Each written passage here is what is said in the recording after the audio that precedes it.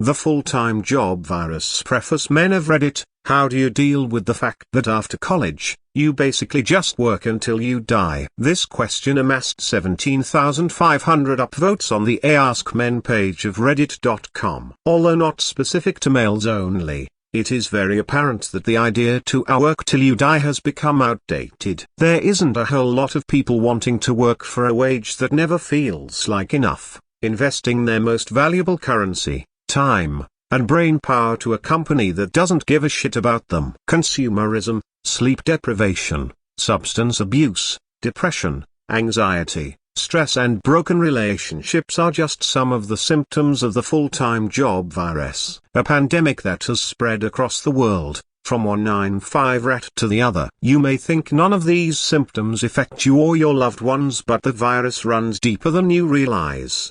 Do you feel as though you spend too much money, like you haven't gotten enough sleep since summers off from school? Are you pissed off? I am. We spent our childhood and youth in school as if it was normal, and what did we get from all those years? The opportunity to compete against fellow classmates for grades on a test that does not resemble real life. We didn't get taught practical skills that would help us. All of those years just so we could qualify ourselves for full-time jobs. Raised like cattle in school just to be milked for 50 years until we die. Fucking disgusting. This ebook aims to solidify your belief that full-time jobs are horrible for humans and provides a step-by-step, practical guide on how anyone, that means you, dumbass, can replace their full-time job with online income from projects they are actually passionate about. If you follow the advice in this ebook, you will go from working 60-hour weeks for your boss to eventually being a self-employed creative,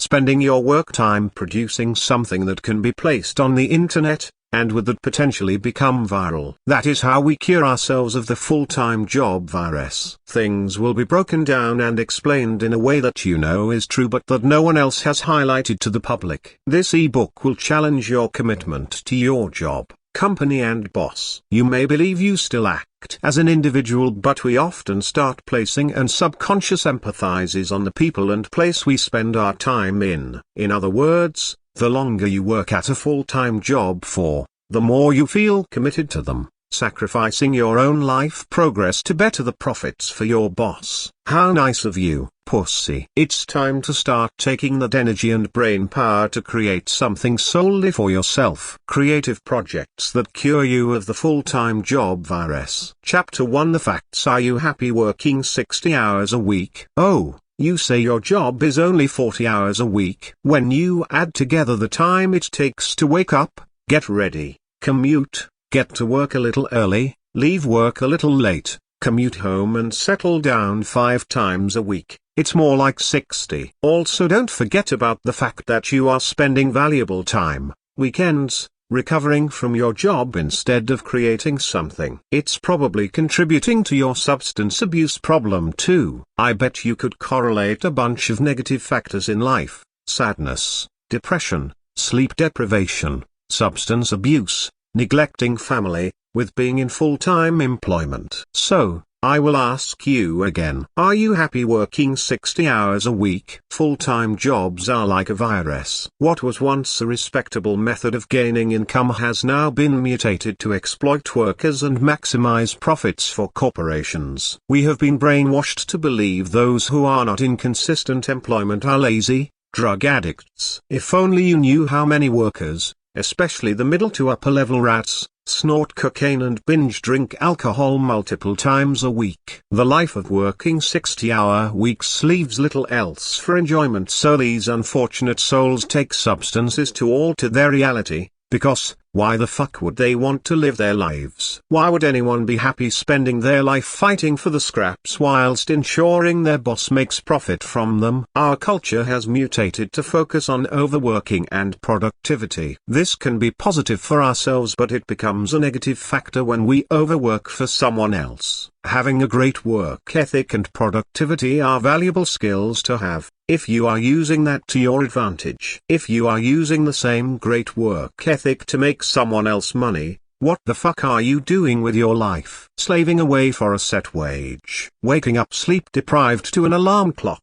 Fuck's sake, you are literally fucking up your health, the most important thing ever, to make money for someone else. Have some respect for yourself, your health and those who matter most to you. That most likely doesn't include the company, or your boss, so set your priorities straight. Here's a secret: to broken bar jobs are outdated. Have you ever heard of the internet? Bet you have. Take those same skills you have, plus develop new ones, more discussed later, and put them on the internet. Suddenly you have a small percentage chance of getting viral, and with that, becoming a millionaire. Seriously, just by putting something you have created online, a very small chance for your creation to explode in popularity and for your life to change through one project. You might think that you may not have the talent or luck to ever get viral like the other shit you have seen shared online, but that is exactly the point. The internet is so volatile that potentially anything could become viral, and just about anyone can get famous for any reason. Think of all the stupid shit you have seen become world famous. Think deeper about the creator of that stupid shit. Oftentimes they are regular people who were simply just active online, posting their content, and eventually, because of the small percentage chance to become viral, one of their creations was picked up, usually on social media, and shared hundreds of thousands of times. Suddenly this regular person has created fame overnight. Think about those random one-hit wonder songs from artists who dropped off the face of the earth after their song got viral. You know where they went? They retired. Because of one viral creation they got to retire with a life of luxury before they were 30. Sounds fucking great, doesn't it? Or instead you could work 60-hour weeks till you are 75. Since retirement age will be raised in our lifetime. The same potential virality cannot be achieved through working a basic full-time job. What is the cap? The potential maximum earnings of a job. A starting wage plus shitty benefits, free fruit Fridays. We are like a family here. Casual dress days, and potentially a wage increase every 6 months if you get promoted consistently. Is that even realistic? The rise of mental illness issues perfectly correlates with modern-day work culture that revolves around full-time employment. You want to know why so many people are depressed and anxious?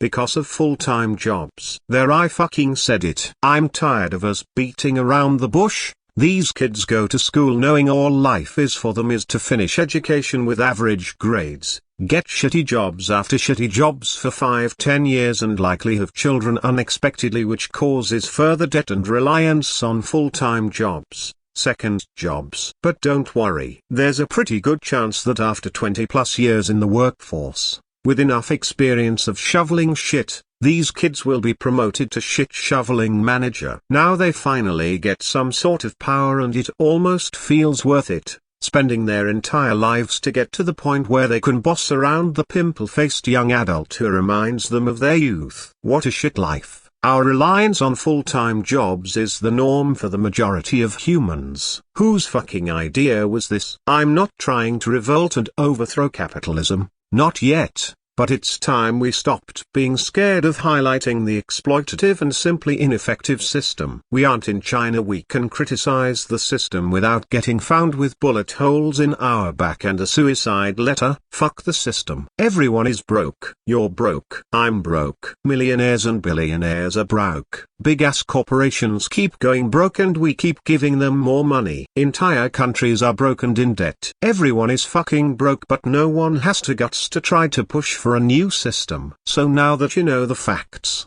that your full-time job takes 60 hours from you a week but you only get paid for 40, that creating something and putting it online has a small chance of getting viral, that you have no chance of getting viral in a basic job, and that every fucker is broke in the current system, I will move on. Chapter 2: The Step-by-Step Guide on How to Leave Your Full-Time Job for Online Income. I thought I would provide you with a practical, step-by-step guide on how to slowly replace working for other man to working for you, man. I wanted to include it here, near the start, so that a plan is immediately available should you wish to cure yourself of the full-time job virus. I also appreciate practical advice myself and dislike 200+ page books which give you 2 sentences of important information. So, Let's skip all that bullshit and tell you exactly what you need to hear. Read each step carefully. Identify exactly where you are and where you hope to be in X months. A full explanation of each step is in the next part of Chapter 2. How to leave your full-time job and make online income. 1. Be in full-time employment. 2. Overlap full-time job with work on online projects after your job and on weekends. 3. Live frugally and save for a couple of months, depending on your expenses. 4. Reduce job hours from 40 to 24, from full-time to part-time. 5. Experience lifestyle deflation, the positive brother of lifestyle inflation. As your hours drop, your wage drops. Your spending drops. 6. Hold a part-time job you like which has benefits, such as downtime, more explained later, whilst focusing on growing online projects and potentially getting viral. 7. Online projects start bringing in income. Reduce part-time hours further. I am currently on 16 hours a week. 8. Online projects get some popularity. 9. Leave the job and focus all efforts on online projects. Number 1. Be in full-time employment. Step 1 assumes you are in full-time employment at the moment. You don't need a full-time job to build an online income, but this guide is specifically for those who want to escape the 9-5 rat life. This step is just the starting point. You must identify that this is a journey that not only are you willing to take, you are excited to experience too. This is your moment of taking a massive risk which quite frankly makes life worth living. You will create potential for significant forward growth which generally makes humans feel happy and satisfied with their days but also quite stressed. It's important to know at step 1 that this will likely not be an easy journey. Of course, working a full-time job is not easy anyway. Number 2. Overlap full-time job with work on online projects after your job and on weekends. Step 2 requires you to overlap your full-time job hours with extra work. I know it sucks.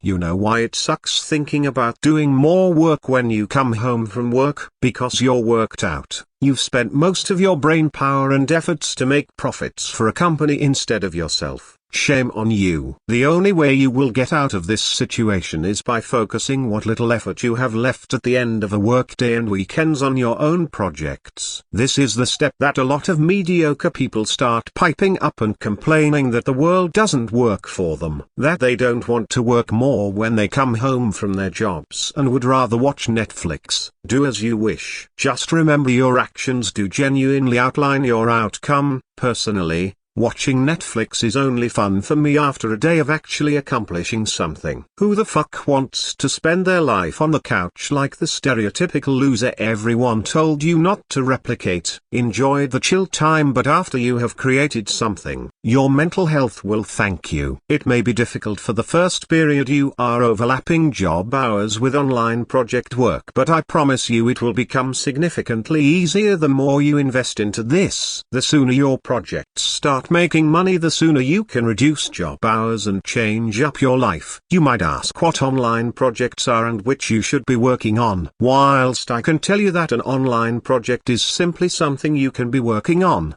growing your skills over time from home through the internet, I can't tell you which project is right for you. There's too many. It doesn't even have to revolve around the internet like you may think. Learning an instrument, for example, wouldn't be an online project, would it? It can be. To make learning the guitar into an online project, you would focus your efforts to creating content to put online. You might think about blogging or creating videos of your journey to learn the guitar, but whilst this may work, chances are that no one gives a fuck about your journey to learning the guitar and you will get no more than 50 views on your shitty YouTube video. You know what people care about? Memes. Seriously, find a smart way to create a stupid but funny meme about you learning the guitar and I guarantee it has a much better chance of getting viral. Good songs don't get too popular, do they? Memes do. Songs with catchy lyrics that kids can use in their TikTok videos get viral as fuck and turn the creator into millionaires. Anything can be an online project in that sense. Literally anything. Choose a couple different projects, activities and hobbies to do most days and then plan out exactly how you will turn that into a profitable online project. Rich people say that you should not be chasing money but instead acquire assets. These are things that we own which are valuable and also make more money the more assets you have and the more time you spend on them. Common assets include rental properties and investments. But we can use the same financial knowledge to place an emphasis on the types of assets we can develop in the comfort of our own homes. A huge collection of high-quality, evergreen content about your project. This is what you should work towards to develop your online projects. It's extremely unlikely that any one project or piece of content you release will get any decent amount of audience retention or profit. There's too much shit online, so it's very easy for the masses to overlook one of your pieces. This is why you must create a huge collection. You cannot spend a great deal of time and effort on one creation and instead streamline a process to get out a large amount of content which is quicker and opens more doorways for users to find you and potentially become loyal followers if they appreciate your content. During this step you will require some critical self-reflection. Hopefully you aren't one of those ego warriors who can't admit failures and faults. Being introspective and able to journal your thoughts and beliefs is absolutely essential for you to become a success through this guide. If you can't admit failure, then just fuck off, pussy. If you can, then read on. The first thing we are going to be evaluating is our work rate. This you can do just a few days into implementing these steps. Are you developing your online project as much as expected, or barely working on it? It is fun and exciting for you. Do you feel overworked? Are you coming back from your job and not even bothering to grow your online project? There are hundreds of questions to ask yourself. Journal these. You can't rely on remembering your complex thoughts, but you can rely on a journal of your thoughts which you can consistently look back on. Get a notepad and pen and be truly introspective. Outlining behaviors or thought patterns you aren't fond of is very beneficial. This will only work if you are rational and write down nothing but the truth. You might feel awkward writing your thoughts down on paper and perhaps feel a bit scared in case someone reads it. Don't worry. If you write down your true, unfiltered feelings, beliefs, thoughts, and someone reads it, it's not the end of the world. In fact, even though it might feel awkward, it would actually be amazing for your relationship with that person. They have just seen the real you, the version of you without the social barriers. That's real shit. How they behave after reading your journal is a true reflection of how they view the real you. You can then have solid evidence whether this person is a supporter or enemy of you. At this step you will be working your normal job shifts and then coming home to do more work on your projects. It can feel pretty stressful,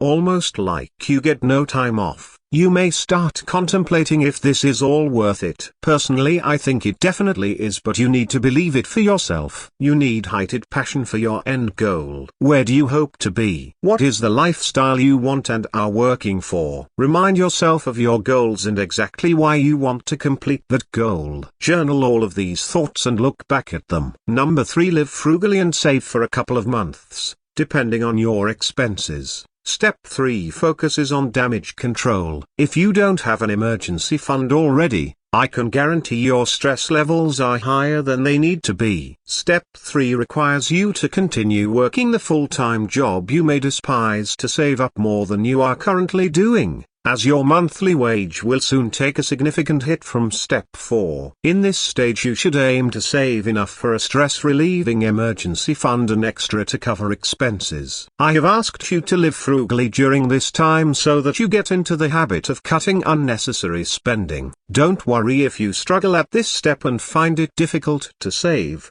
Live frugally. We are living in a consumer-orientated world. By reducing consumerism, you will realistically reduce how well you fit in this world. There's nothing glamorous about saving money. You won't make friends being frugal. You will, however, set yourself up with valuable habits that will benefit your life long after the negatively affected social experiences disappear. In this step you want to have enough funds so that when you cut your job hours from 45 days a week, to 24, 3 days a week, you will not be stressed. Number 4. Reduce job hours from 40 to 24, from full-time to part-time. Your job might not allow you to do this, so you may need to just get a part-time job. Step 4 is likely the most important step of all and the real barrier to why we all don't achieve more. We are quite frankly spending too much damn time at work. By reducing your hours from 40 to 24, not only are you drastically freeing up your week by saving 16 hours of actual work, you also likely save 2 days of that whole bullshit of getting ready, commuting there and back, getting settled. That's an extra 6 hours a week you've just gifted to yourself. You should hopefully know by now that the most valuable currency by far is time. Time is the one thing even billionaires cannot afford to waste. Having the guts to perform step 4 gives you around an extra 22 hours a week to spend on online projects. Sure, you take a monthly wage cut, which means that you will have to reduce expenses and get by instead of spending money excessively, but that is the whole point, isn't it? You weren't happy working the full-time job knowing that you had nothing else planned for your life. You eventually wanted to stop working and do your own thing, right? This is the first major step to getting there. The act of reducing your job hours increases the amount of free time you have. You trade probably a few £100 a month for an extra 88 hours. You have 88 hours to make something that can effectively negate the drop in salary. You are now not just a worker. You are spending half your time working for someone else and half pursuing an online project of your choice. You feel alive. You can finally, guilt and stress-free, write that shitty ebook, learn to code, build a following, whatever. You can spend a huge amount of time on any online project you fancy. It's quite a refreshing feeling, waking up knowing that today I'm going to be learning about some random project that I got the urge to do. I almost feel like I'm a child back in school again without the shittiness of getting woke up by your parents. When you develop online projects, you instantly get more control of your life. You can choose what time to wake up, where to develop the project. Do you enjoy working from home? It's nice to not have to commute. Maybe you are someone who does all-nighters and cracks out a week's worth of work in one night. Pretty exciting. Perhaps you prefer to work from different cafes around your area, which would be a nice novelty feeling. When you develop online projects, you get control of these variables, and that makes humans feel very good. The initial drop in salary at this stage will likely scare some people off. You have a consistent full-time employment and you are voluntarily reducing your hours in a world where people are desperately increasing theirs. Just this sentence alone should make you feel like you are going in the right direction. The overwhelming majority of people are broke 9-to-5 rats who regret working so long, and you are literally doing the opposite of them. Working less, creating more. You carve your own path away from the herds of sheep, but you will have plenty of mental blocks before actually reducing your hours from 40 to 24 or getting a part-time job. Unsure what kind of part-time job to look for? Read on to step 6. Don't skip step 5 though. Number 5. Experience lifestyle deflation, the positive brother of lifestyle inflation. As your hours drop, your wage drops. Your spending drops. So, there is definitely going to be some people reading this who argue the logistics would not work for them. Hopefully they chose to continue reading to this step so that I can explain a weird, risky concept which was the main reason I was able to reduce my hours immediately. Lifestyle inflation. Notice the in refers to our spending increasing or inflating due to a change in circumstances. Let's just use you for an example. You are currently working and receiving £1,100 a month take-home pay without much focus on budgeting and whatever, just spending normally. When you receive raise or different job that brings in £1,400 a month take-home pay, are you consistently going to be saving or investing £300 a month? You might believe you would, but the statistics don't lie. The overwhelming majority of people will automatically inflate their lifestyles and spending to meet the new wage. Sure, you might end up saving a bit more per month, but generally, making more money simply means spending more. There's always something to buy, isn't there? That's lifestyle inflation. Put simply, it means, earning more equals spending more. Now the interesting and risky part comes when we discuss lifestyle deflation. This is the opposite of lifestyle inflation in that when you earn less money, you spend less. Say you are on £1,100 a month. If you were suddenly reduced to £800 a month, would you die? Would that be the end of your life? Probably not. You would have two choices. 1. Get another job so you can get the extra £300 to spend monthly. 2. Spend less. Which do you think is easier and saves more of the most important currency, time? Option 2. When you think about it this way, you start seeing the argument against full-time jobs much more clearly. If you could survive and begin to grow your online projects on the part-time wage, the only reason to be on a full-time wage is simply to get more of a wage to spend. By working full-time, you sacrifice time and effort so that you can spend more. Consumerism is a symptom of the full-time job virus. There's even more to consider. You remember the lifestyle inflation equation. Earning more equals spending more. Well, we have to add more variables to this equation for it to be more realistic. Working more equals earning more equals spending more plus recovering from work more. One thing we often forget is how much of our time we lose outside of work simply due to us working long hours. If you come home from your full-time job and don't want to create anything, instead want to chill and play games or watch Netflix, you are now losing your own free time to recover from working. You are probably delaying sleeping till a little later because you haven't had enough fun in the day yet. You are probably taking some kind of substance to negate the shittiness of working a job,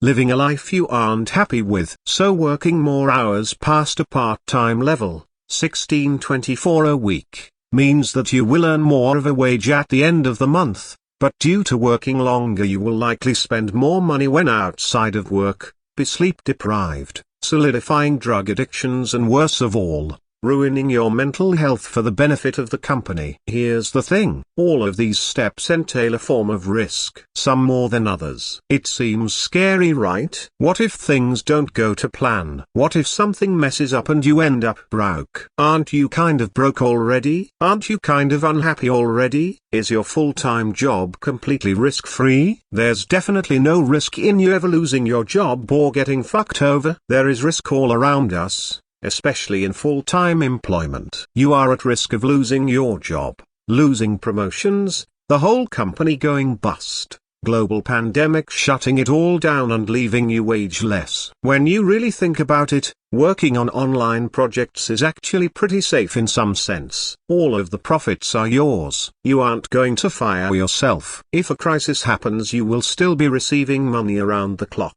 including whilst sleeping. Unlike the poor folks who rely on jobs. This all relates to step 5, as lifestyle deflation is a hidden risk minimizer. By taking the leap to reduce your hours and therefore take a reduced wage, you are acknowledging that it will just work and you will automatically end up spending less money than you thought you vitally needed. Now you have lower expenses and also a lot more free time to create. For reference, when I was at this step and understood lifestyle deflation, I quit my full-time job and got a 16-hour-a-week part-time job, knowing that only getting paid £570 a month would mean that I could only spend £570. So I spent money on rent and bills and food and bought nothing else. Instantly it felt like I didn't even work a job anymore. Only going to work twice a week created so much damn free time it felt like I was in summer vacation. Number 6. Hold a part-time job you like which has benefits whilst focusing on growing online projects and potentially getting viral. Not all part-time jobs are created equal. Some still feel like a full-time job. Let me tell you the story of how I went from a 40-hour-a-week job to a 25-hour part-time job to a 16-hour job, all in the space of a week. Yes,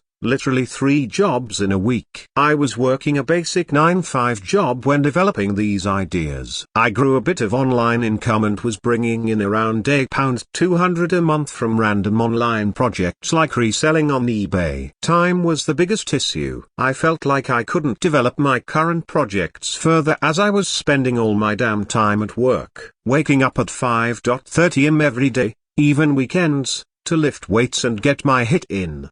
By the time I would get home I really could not be asked with working more. So I requested to go part-time at my current job. I asked to remove 2 days a week from my schedule so that I could work 3 days. 24 hours a week. It would have been a pay cut, but honestly not a huge one, as the part-time hours would have kept me below paying income tax. The managers at my job fucked around for weeks saying they would make it work and, in the end, said they had a business need for my role to be 5 days a week. Fair enough. I said I would search for part-time jobs now and told them I would continue working there until I find one. I applied for a couple of positions that day at lunchtime. I took a call in the toilet twist still on shift, booked a part-time job interview for the next day. Told the manager I was going to take a half day off for it. They were fine with that. I'm fucking great at interviews and got offered the part-time job there and then, and I accepted. I came into my full-time job after lunch for my half-day shift, gave in my 1 week's notice. Everyone was quite shocked. I went and got a position within 24 hours. I like telling that story. Here's the problem. It wasn't all sunshine after that. A week later I left my full-time job and started the part-time role, which was Monday a Friday 5-hour shifts for a total of 25 hours. It seemed like a big improvement from my full-time role, as I would be able to get home at like 2 p.m. and grind my online projects. That didn't happen. For the next few days I would get home and end up chilling, smoking weed from 2 p.m. I barely did any extra online project work, which was the whole point of this. Here is the critical step. I became introspective. Remember what I said about journaling your thoughts in step 2? I did this. I wrote down that the 5-hour shifts still kind of felt like a whole lot of effort. I would be quite tired and exhausted after the shift and just want to chill all day. I did it 3 days in a row and knew that it was a problem that would only get fixed if I put in the effort to fix it. So I began journaling and expressing my thoughts to the paper. The new part-time job was quite exhausting. It still felt like a lot of work and I wasn't getting my own projects done. I began thinking about the ideal part-time job. What exactly do I want from one? What shifts do I want to work? Working 5-hour shifts 5 days a week is fucking stupid. I wanted to do long-ass shifts but less often so that I would be going to my job less days of the week, and with that,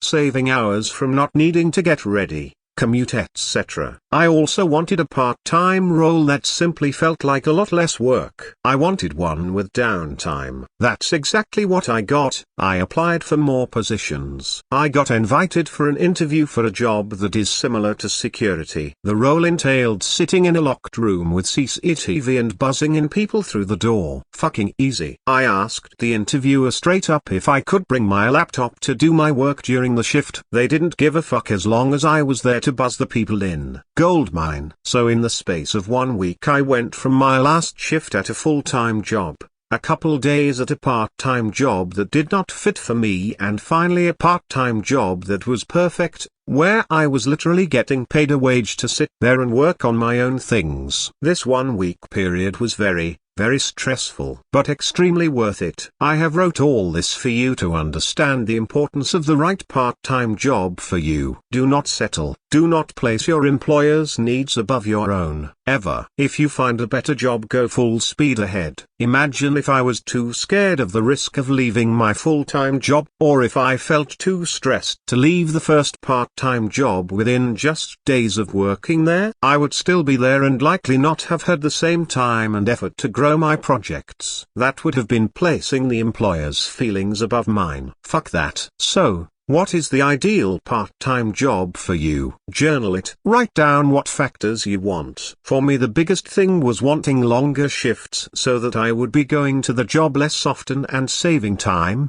and also potentially having downtime so that I could do my own work. I journaled these. I searched for them. I found the job. If you don't outline exactly what you want, you will likely end up someplace else. Great part-time jobs for developing online projects, in my opinion, include security, receptionist, concierge, hotel staff, Admin assistants. It's hard to say because it's not so much the type of role that is important here. You could have a security job that could be a lot of work and potentially dangerous. The correct way to find the ideal part-time job is to go to every interview and check out the vibe. Does the interviewer seem laid back and doesn't really give a shit? This is what I would want. Do they look like some kind of busybody who would be ensuring maximum effort from you? Leave immediately. Remember the purpose of why you are searching for these jobs. Refer back to your journal. To keep your chances of getting the part-time job as high as possible, you of course don't want to fully disclose the exact requirements you want. No manager wants to hear that you want a job specifically because it's easy or that it has downtime. You still have to play up to them in the correct way to ensure you get the position, and then start working on the projects during work time. What's good about these part-time jobs is that they are so easily replaceable. If your manager makes it clear you are not allowed to work on your projects on shift,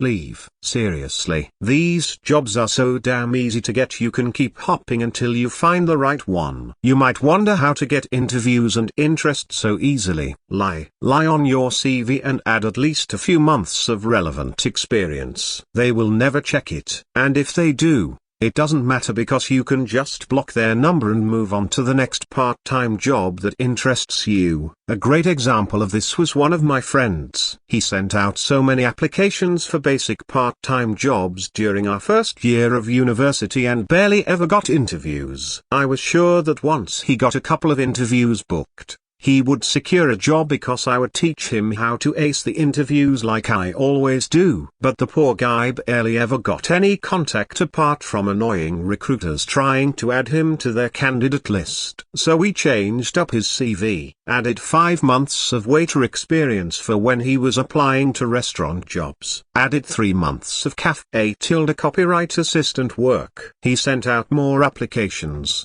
received contact and booked 2 interviews for the same week, went to the first interview and got offered the job there and then. He likely would not have even gotten the interview if it wasn't for us lying on the CV. His employer would never know, nor would they actually care, as all they want is a member of staff who can actually do the work. Number 7. Online projects start bringing in income. Reduce part-time hours further. I am currently on 16 hours a week. Congratulations! You have started to bring in a bit of income from your projects. You might get really excited to spend it on shit, but remember what we said about lifestyle inflation? Don't be a consumer. In fact, it's your money. Spend it on whatever the fuck you want to. Step 7 assumes you want to use the additional online income properly and not just spend it on shit, but it is really your choice. I would advise you to reduce your part-time hours even further and make up the loss of earnings through your online income. This results in you having even more time and effort to put into developing your online projects and also having so much free time that you can even start new ones. If you can reduce your job hours to just 16 a week, you pretty much feel like you don't even have a job,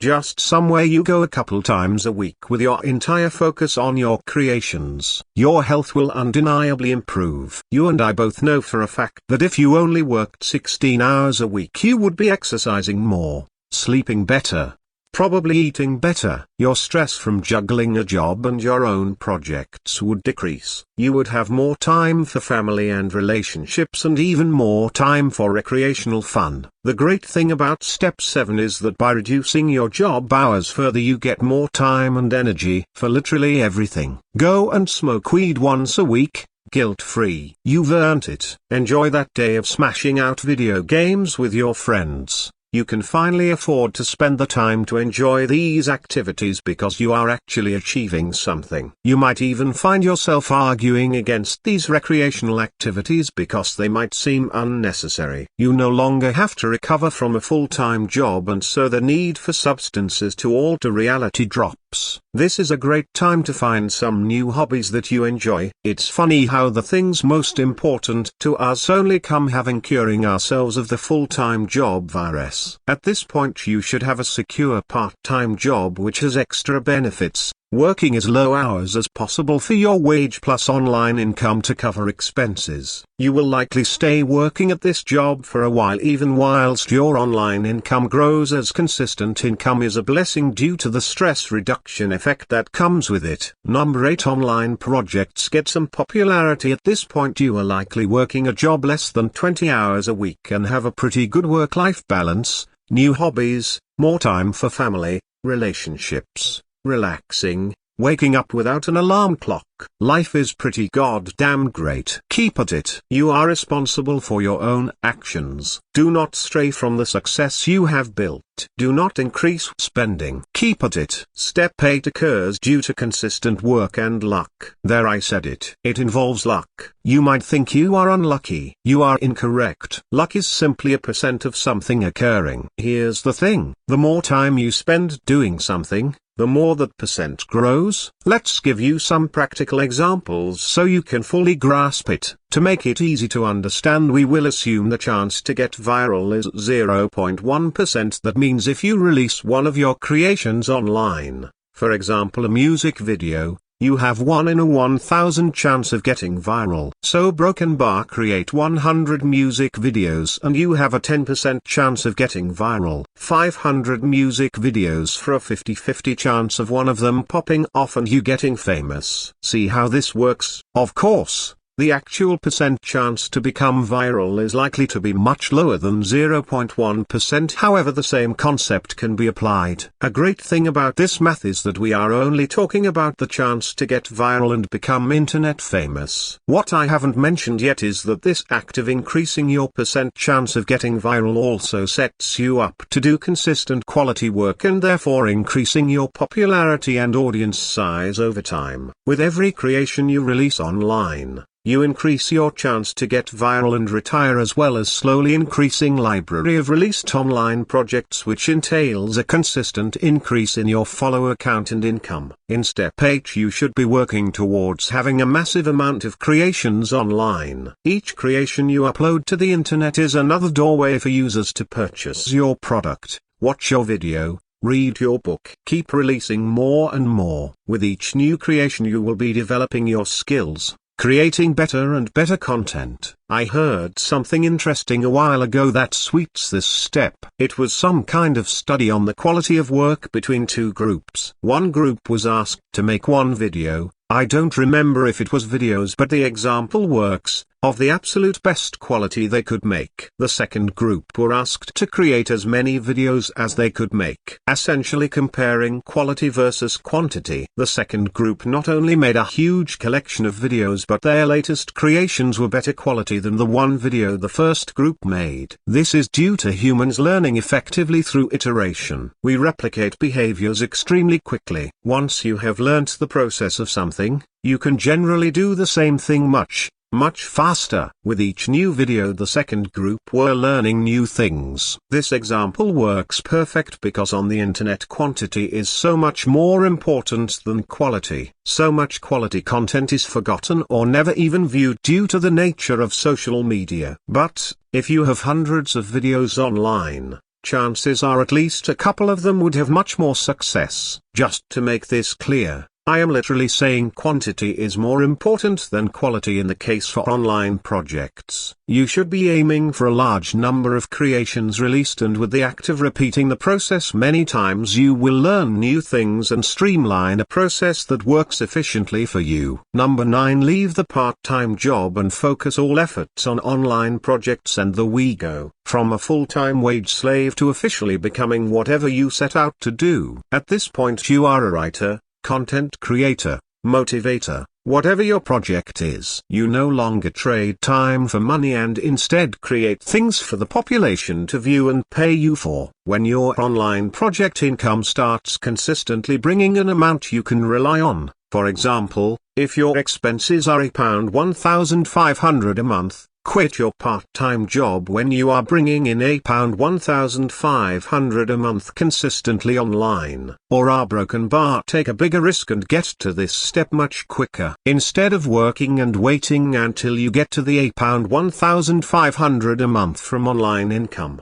Invoke lifestyle deflation by leaving your job early before you reach this point. That way you will be forced to lower your expenses to what money you have available, and with that, be fully self-employed. You will have 100% of your time for your online projects. This is what I did to reduce my hours. I did not wait for my projects to be bringing an income similar to my employment wage, because quite frankly that could take years. So I instantly reduced my hours, and with that reduced my wage to just £570 a month, and just made it work. I was then able to spend so much more time on my projects than if I played safe and continued working a job. Chapter 3. Still unconvinced? For those who may feel hesitant to commit to a journey like this, I assume it is due to the risk involved. How will you manage? Remember, the main symptom of the full-time job virus is consumerism. This is due to the fact that when humans spend all their time and energy on someone else for a wage, they feel an immense urge to spend that money on things that negate the shittiness of their lives. Think about people in sales-type jobs like recruitment who flash their expensive watches and cars and boast about how much they spent on their one-week holiday to Ibiza. What you are seeing is lifestyle inflation. When you think about it like this, it just seems so obvious. It is almost a guarantee that working and living undesirably for money means you will spend that money. Of course you would. Every fucker says they would invest or save more if they earned more money, but again,